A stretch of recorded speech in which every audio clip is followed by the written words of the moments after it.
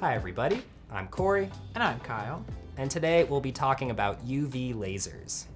So more and more people are moving to UV lasers because UV lasers offer exceptional precision.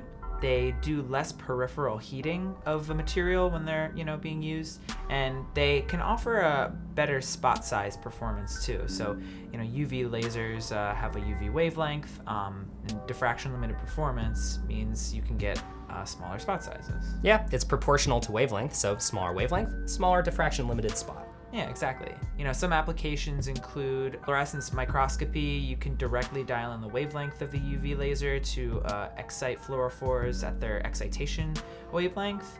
And Kyle talked about applications, also obviously materials processing. With that smaller focus spot size, much more precise, you can just cut and weld smaller features. Kyle talked about so many benefits of UV lasers, but there's a reason not everybody is moving down to these short wavelengths.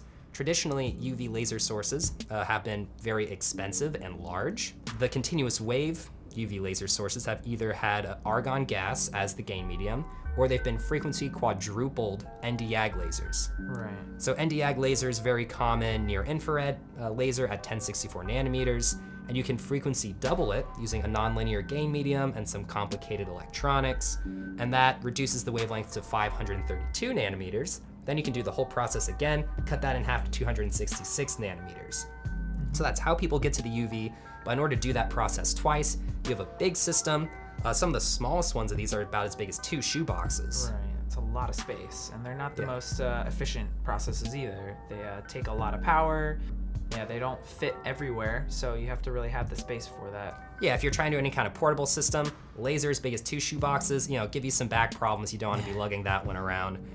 But for certain situations where you need that increased precision and a high power UV system, people go to those systems because that's the only way to get there. So newer UV sources are a lot smaller. They can fit into OEM applications.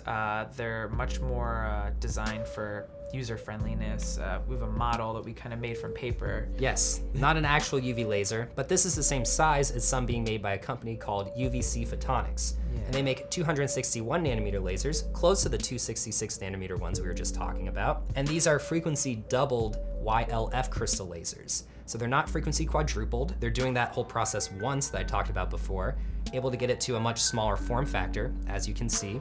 They can't achieve quite as high powers as some of those larger systems, which can get up to 500 milliwatts or greater. Yeah. These ones get 10 milliwatts or greater.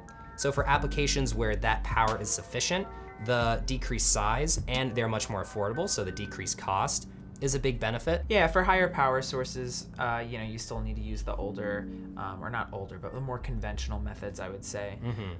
These are also plug and play, so just like a normal laser diode, plug it in, turns on, you're good to go. While some of those other traditional sources are a little more complicated, where you need to do some more work to have the frequency quadrupling process be going on when you turn on the laser.